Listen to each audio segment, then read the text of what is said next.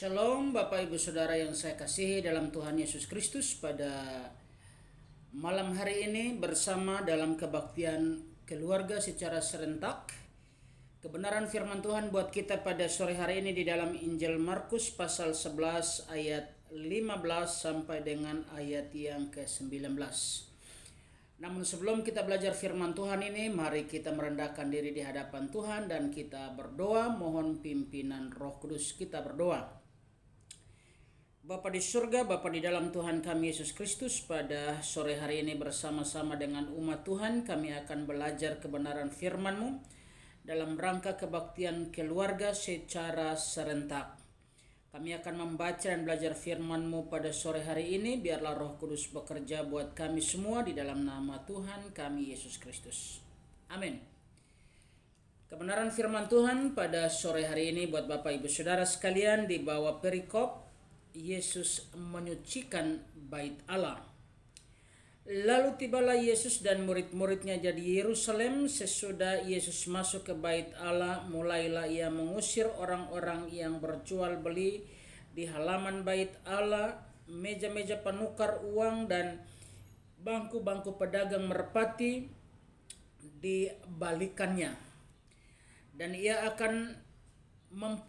tidak memperbolehkan orang membawa barang-barang melintasi halaman bait Allah. Lalu ia mengajar mereka, katanya, bukankah ada tertulis, rumahku akan disebut rumah doa bagi segala bangsa? Tetapi kamu ini telah menjadikannya sarang penyamun.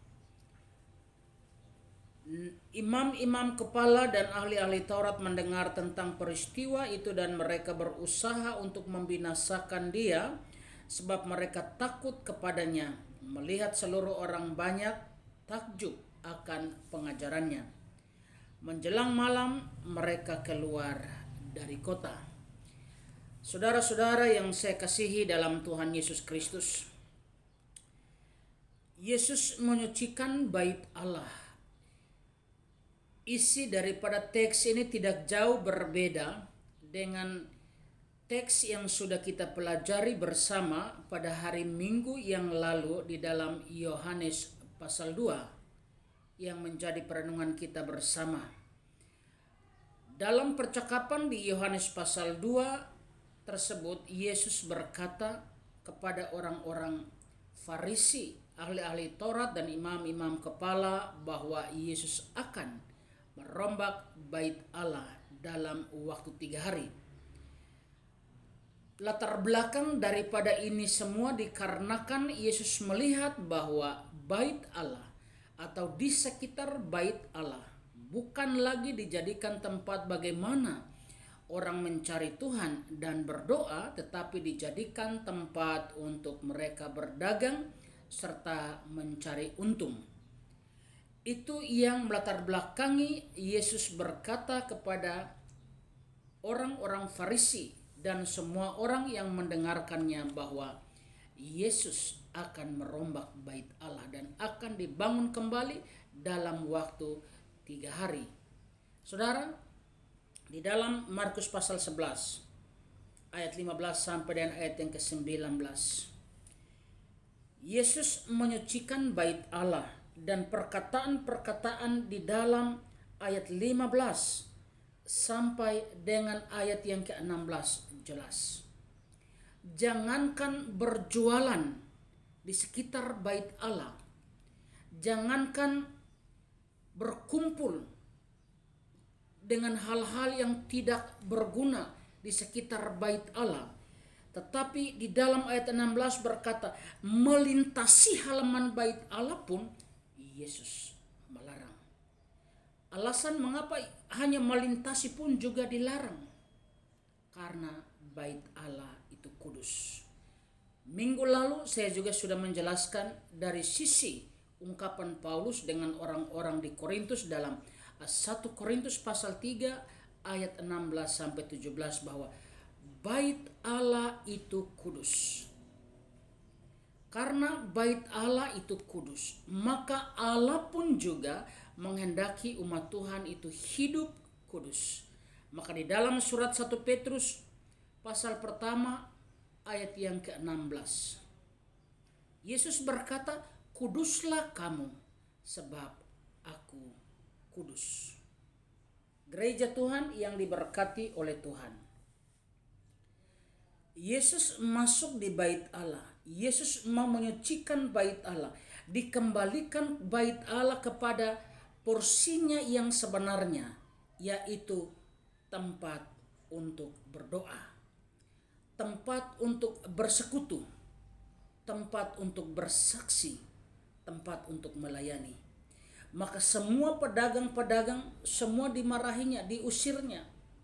Kalau Yohanes pasal 2 minggu lalu yang kita pelajari, Yesus membuat cambuk dari kain untuk memukul mereka, mengusir mereka. Tetapi di teks ini Yesus menunggang balikan semua meja-meja penukar duit, semua pedagang diusirnya dengan ungkapan yang berbunyi demikian. Bukankah ada tertulis, rumahku akan disebut rumah doa bagi segala bangsa? Mengapa tetapi kamu ini telah menjadikannya sarang penyamun? Saudara yang saya kasihi, di dalam perjalanan hidup ini banyak hal yang kita lakukan untuk mendapatkan untung dari dalamnya. Bahkan di dalam gereja sekalipun kita berusaha untuk mencari untung dari dalamnya. Ingat, bait Allah adalah kamu. Dan bait Allah itu kudus. Pelihara hidup Bapak, Ibu, Saudara, dan saya. Izinkan roh Tuhan yang diam di dalamnya. Sebagaimana ungkapan Paulus di dalam 1 Korintus pasal 3 ayat 16 dan 17. Tidak tahukah kamu bahwa kamu adalah bait Allah dan roh Allah diam di dalam kamu? Jadi artinya bahwa jika Yesus menyucikan bait Allah, itu bukan dengan barang fana. Yesus menyucikan bait Allah, yaitu Bapak, Ibu, Saudara, dan saya, bukan dengan hal-hal yang biasa, melainkan dengan darah yang mahal. Dan darah itu, darah anak domba itu, menyucikan bait Allah ini, menyucikan hidup Bapak, Ibu, Saudara, dan saya untuk memperoleh keselamatan, memperoleh kebebasan, memperoleh kelegaan, bahkan memperoleh berkat-berkat baik secara jasmani maupun rohani secara berlimpah-limpah. Oleh karena itu Bapak, Ibu, Saudara, pada sore hari ini kebenaran firman Tuhan ini menjadi rema yang hidup, bertumbuh, berakar, dan berbuah di dalam kita. Akhir daripada perenungan ini, mari kita yakini bahwa Tuhan menyucikan Bapak, Ibu, Saudara, dan saya dengan darah yang mahal. Karena itulah masa-masa minggu sengsara ini menuntun kita, membawa kita masuk di masa ini, masa sengsara Kristus, minggu sengsara Kristus. Dan itu yang Dia mau, supaya Bapak, Ibu, Saudara, dan saya sebagai bait Allah itu disucikannya kembali dengan darah Yesus. Maka saudara bernyanyi, "Oh darah Tuhanku, sumber pembasuhku." Tuhan memberkati. Amin. Mari kita berdoa. Segala puji syukur kami bersyukur karena kami naikkan kepada Tuhan kami Yesus Kristus yang telah melayakkan kami, yang telah memungkinkan kami hidup sampai detik ini. Bahkan darah Yesus telah menyucikan bait Allah ini, menyucikan hidup kami, menyucikan dosa kami dengan darah kudus-Mu. Terima kasih untuk pengampunan yang Tuhan berikan. Dalam nama Tuhan Yesus, haleluya.